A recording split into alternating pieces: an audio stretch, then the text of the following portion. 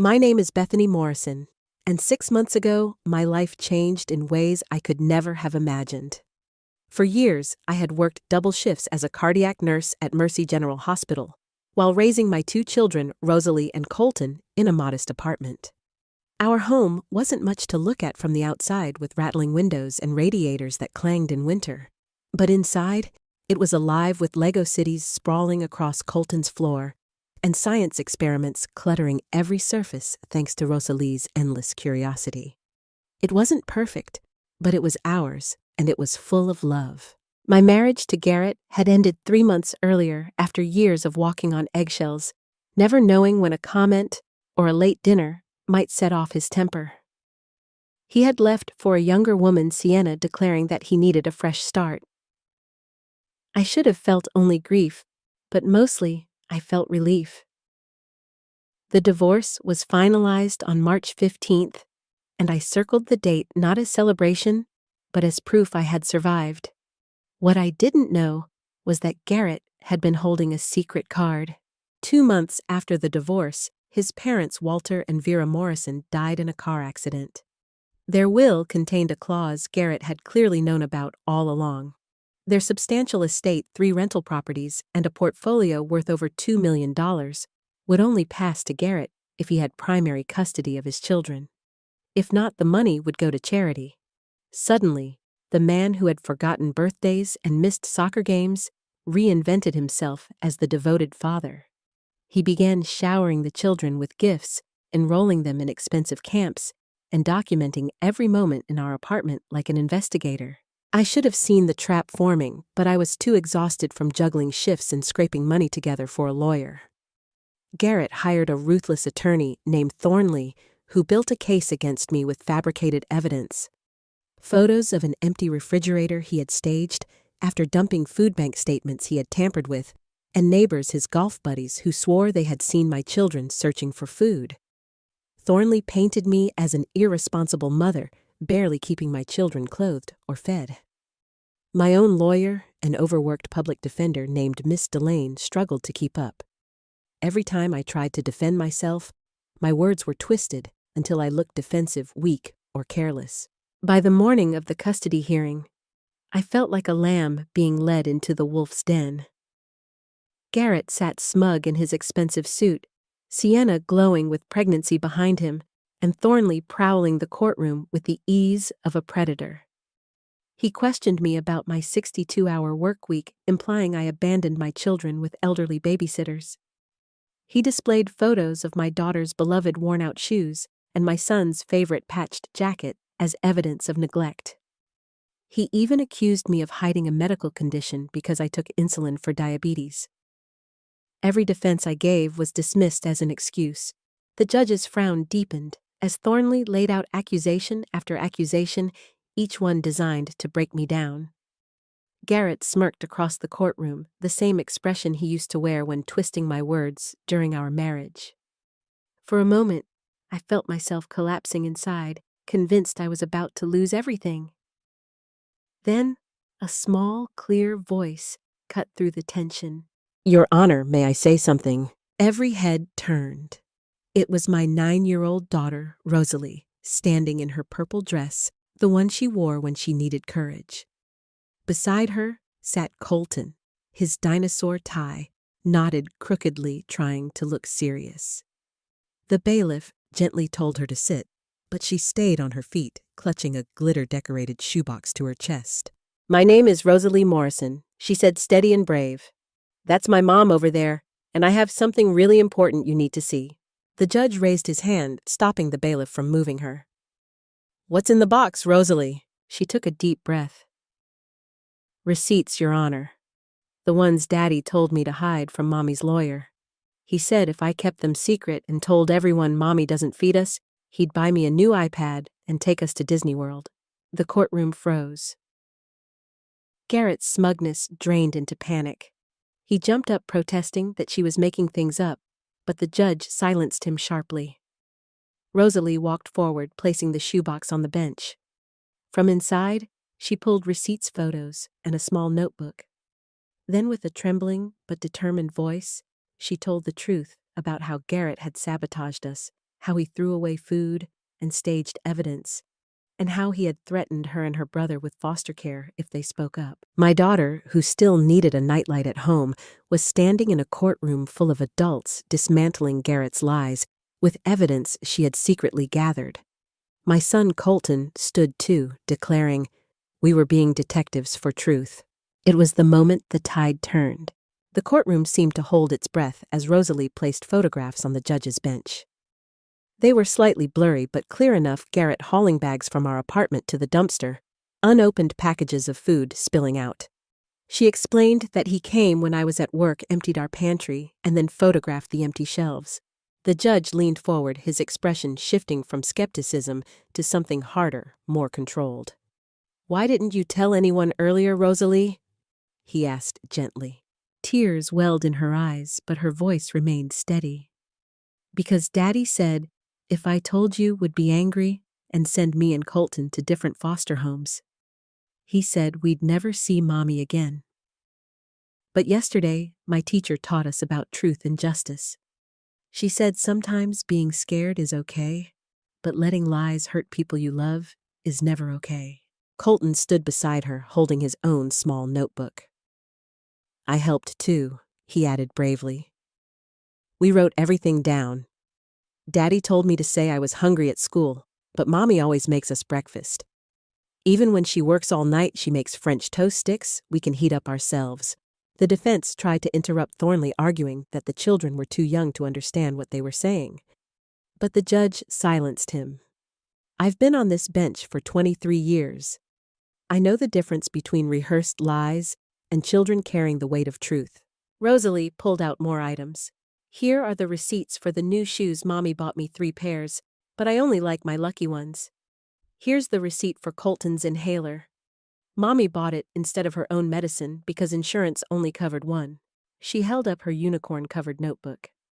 "This is where I wrote everything Daddy told us to lie about. January 18th, he poured water into the milk. February 3rd, he took batteries from the smoke detector. February 22nd, he made us practice crying for the social worker." Each word was a knife slicing through Garrett's carefully built case. He shouted, his face red, accusing me of coaching them. But the judge ordered him to sit, his tone sharp as glass. Rosalie wasn't done. From the bottom of her box, she pulled out a small tablet. Daddy didn't know this game had a recorder running. It saved everything he said when he was at our house. She pressed play, and Garrett's voice filled the courtroom, coaching her to claim she was hungry, promising Disney World, threatening to move away if she didn't help him. Gasps echoed across the gallery. Garrett lunged to protest, but the judge ordered silence again. Rosalie pressed another button this time, revealing a recording of Garrett and Sienna in the car. His voice was calm, calculating. "Once I get the kids, we get the inheritance over $2 million. We'll send them to boarding school in Switzerland, maybe see them on holidays." Sienna's voice chimed in, playful. "You're brilliant. I don't know why your parents insisted on that clause." Garrett laughed. "They thought money should stay with family. They never imagined I'd divorce Bethany. But I've ruined her credit, called her boss to suggest drug testing. She can barely afford that public defender. She doesn't stand a chance." The room went silent except for the scratching of the judge's pen. Colton rushed forward, then clutching his notebook with tear-stained cheeks. "Your Honor, I wrote everything down too. Daddy told me to lie about Mommy being mean. He said if I didn't, he'd take away my dinosaurs. February 10th, he put soap in the washing machine and said it was Mommy's fault. February 15th, he made me say Mommy never helped me, but she always does." Garrett exploded his chair, crashing backward as he accused me again of coaching. The judge's voice thundered through the room. "Control yourself or be held in contempt." Turning to my children, the judge asked softly, "Did your mother tell you to say any of this?" "No, Your Honor," Rosalie said firmly. "Mom doesn't even know we collected this. She always tells us to respect Dad. She never says bad things about him. We came here because we had to." Colton added, "Mrs. Chen helped us take the bus. She said truth needed a chance." The elderly woman in the gallery nodded quietly, her cane resting against the bench. Finally, my overwhelmed lawyer found her strength. Your Honor, we move for immediate dismissal of Mr. Morrison's custody petition and request full custody for my client with only supervised visitation for him. The judge's face hardened as he looked at Garrett. What I've witnessed today is one of the most egregious cases of custodial interference and child manipulation I've ever seen. You used your children as weapons for financial gain. You threatened, bribed, and deceived them. He turned to me then, and his voice softened. Mrs. Morrison, I apologize for the ordeal you've endured. Your children's bravery has revealed the truth. You will be granted full custody immediately. Mr. Morrison will have supervised visitation only pending a full investigation. Additionally, you are awarded legal fees, back child support, and court costs. And Mr. Morrison, your case will be referred to the district attorney for potential criminal charges. The gavel struck final, an echoing sealing the decision. I exhaled for the first time in months, my hands trembling with relief. My children had saved me. 6 weeks passed after that hearing, but its echo lingered in every corner of our lives. Our apartment hadn't changed in size, but it felt lighter, as though someone had finally thrown open the windows after years of stale air. Rosalie hummed now while she built her science projects, instead of working with the tight silence of a child burdened by secrets.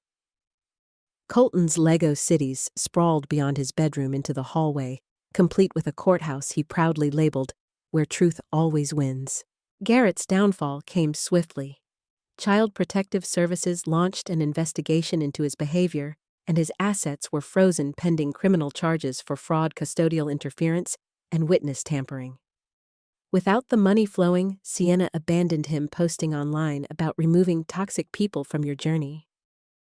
I almost felt pity for him, almost until I remembered the way he had tried to buy my children's loyalty with promises of Disneyland in exchange for lies. What surprised me most was Garrett's family. For years he had told me they wanted nothing to do with me after the divorce. But after the hearing, his sister Claire called me in tears. "Bethany, I had no idea. He told us you wouldn't let him see the kids." We believed him.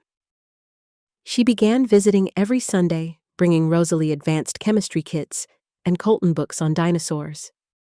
His cousin Marcus, a lawyer, offered to help me recover the financial damage Garrett had caused. "Family isn't about blood," Marcus told me. "It's about loyalty and truth. You and the kids are our family." Then came the final twist. Walter and Vera's estate executor contacted me with news Garrett had never known a secondary clause in their will. If Garrett was deemed unfit through legal proceedings, education trusts for the grandchildren would activate, managed by an independent trustee, until they turned 25. Rosalie's schooling was now secure through graduate school. Colton's future was protected. It was as if Vera had quietly prepared for the possibility her son's worst instincts might one day surface. Still, the wounds lingered. One evening, as I tucked Rosalie into bed, she whispered, "Mom, are you mad at us for keeping secrets?" Her sparkly shoes, the same ones she had worn in court, peeked from under her blanket. "Never, sweet pea," I told her. "You were protecting our family in the only way you knew how. But you shouldn't have had to be that brave." She smiled faintly. "I'm glad I was." Mrs. Brennan said truth needs a voice, even a small one. Colton appeared with his dinosaur blanket, his voice muffled. "Mom, will Dad ever say sorry?" I sighed, pulling him close. "I don't know, buddy. Sometimes people get so lost in their lies, they forget what truth looks like." "That's sad," he murmured, climbing into Rosalie's bed. "But we won't forget, right?" "Never," I promised. In those quiet nights, the weight of what we'd endured sometimes pressed on me. Years of Garrett's manipulation had left scars deeper than I realized. I had convinced myself that being strong meant carrying every burden alone, never asking for help. But Nolan, my brother, flew in from Maine after hearing what happened. He sat across from me at the kitchen table, shaking his head as he helped me refinance the apartment and sort out a budget. "You should have called me," he said for the 100th time. "You didn't have to do this alone." I thought being strong meant handling everything myself, I admitted. "No," he said gently. "That's exactly how Garrett wanted you to think. Isolation is how manipulators win. They make you believe your voice doesn't matter, that no one will believe you. They count on silence." He was right. For years, I had lived in Garrett's version of reality, where every failure was my fault, every struggle my incompetence. But my children had proven something different. Truth doesn't need permission to exist. Sometimes it waits in notebooks written in a child's handwriting, or in the shaky hands of a girl carrying a glitter-covered shoebox into a courtroom. Even Miss Delane, my public defender, changed after that day. She took my case pro bono and later admitted she'd been on the verge of giving up, overwhelmed by Thornley's polished aggression. "Your children saved more than you," she told me. "Their courage will help me recognize custodial interference in other families. Dozens of children may be spared because of Rosalie and Colton." One afternoon, I finally filled the prescription I had skipped for months to pay for Colton's inhaler. Standing at the pharmacy counter, I realized I'd been holding my breath for 7 years through marriage, divorce, and battle. For the first time, I exhaled. The shoebox sat on our mantel, now redecorated by the kids with photos of our little family. Colton had labeled it in his careful block letters, "The box that saved us." But I knew it wasn't the cardboard or the glitter that had saved us. It was the truth carried forward by 2 children who refused to let lies win. The weeks that followed felt like a slow process of learning how to live without fear. Our routines returned to something simple but sacred. I came home from shifts to find Rosalie sketching plans for new experiments, humming the same tune she once hummed with her grandmother. Colton greeted me at the door, eager to show the newest extension of his Lego city, always making sure his courthouse stood tall at the center. News about Garrett spread quickly through town. His colleagues, once dazzled by his charm, avoided him when whispers of fraud and custodial interference reached their offices. Court proceedings for his criminal charges dragged on, and he faced not only the loss of custody, but also the possibility of prison. Sienna disappeared from his life, entirely leaving behind only an Instagram post about choosing self-love. For a man who once cared most about appearances, watching his carefully curated image collapse was its own punishment. But for us, healing was not about his downfall. It was about reclaiming our peace. My children had carried burdens no child should, and I wanted them to feel like kids again. So, I found small ways to restore joy. Pancake breakfasts on Saturdays, even when money was tight. Evening walks, where Colton quizzed me on dinosaur facts, while Rosalie pointed out constellations she had memorized. Bedtime stories where laughter replaced fear. Support came from places I hadn't expected. Garrett's sister Claire became a regular presence in our lives, showing up with chemistry sets and helping Rosalie learn equations I hadn't touched since college. Marcus, his cousin, guided me through repairing my credit and securing the children's future with the inheritance trust. For the first time, I felt like I wasn't fighting alone. Family, I realized, wasn't always about blood. It was about the people who chose to stand beside you when the storm hit. One night, Rosalie asked a question that stayed with me. "Mom, if Grandma Vera suspected Dad might do bad things, why didn't she stop him sooner?" I paused, stroking her hair. Sometimes people hope the ones they love will change. They believe in them even when it hurts. But Vera still protected you in her own way. She made sure the truth would take care of you if Garrett couldn't. Rosalie thought for a moment before whispering. "So maybe love is about protecting even when you're not sure how." "Yes, sweet pea," I said. "And you did exactly that." Colton, always listening, added softly, "We were just brave when you couldn't be Mom." Those words sank deep into me. For years, I had believed strength meant enduring quietly, never breaking, never asking for help. But my children had shown me that strength sometimes looks like speaking up even with a trembling voice. Sometimes it looks like walking into a courtroom with sparkly shoes and a shoebox full of truth. The shoebox remained on our mantel, a symbol of everything we endured.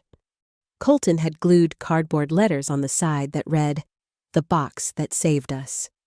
When visitors asked about it, Rosalie would smile knowingly and say, "It's proof that lies don't win forever." Miss Delane later told me she had begun using our case in her lectures teaching law students to recognize manipulation in custody battles. "Your children's courage will ripple out to protect others," she said. That knowledge brought me a quiet pride, not just as their mother, but as someone who had learned finally to let the truth speak for itself. Looking back, I understood something I hadn't before. Lies can be polished, rehearsed, and dressed in expensive suits, but they are fragile. Truth, even whispered, even carried in small hands, is stronger. Garrett tried to weaponize his own children, but instead, they became warriors for honesty. They reminded me that silence is what lies depend on most, and that breaking it can change everything. If you are listening to this story and find pieces of your own life in it, know this: you are not alone. There are thousands of parents fighting battles against carefully crafted deception. They are told they are too poor, too busy, too imperfect to deserve their children. But truth has a voice. Sometimes it is yours. Sometimes it comes from allies you least expect. Sometimes it comes from the courage of your children. Do not give up. Document everything. Speak when it feels impossible. Because no matter how convincing a lie may look, it cannot outlast the weight of truth. If this story touched you, please like this video to support more voices like ours. Share it so others know they're not alone. Subscribe for more stories of courage and justice, and comment below with your own experiences or words of encouragement. Together, we can remind each other that truth, no matter how small, always finds its way through the dark.